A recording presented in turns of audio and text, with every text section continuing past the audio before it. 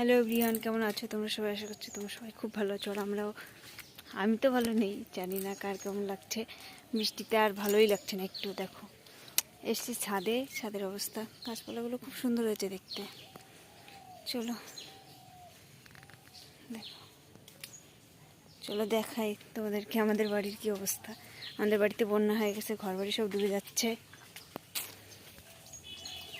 তোমরা কি বলো জানি না, যে খড়ির বাচ্চা দেখো ডুবে গেছে, কি করবো বলো। এই ওয়েদারে খুব সুন্দর লাগছে পরিবেশটা, চারপাশটা খুব সুন্দরই লাগছে।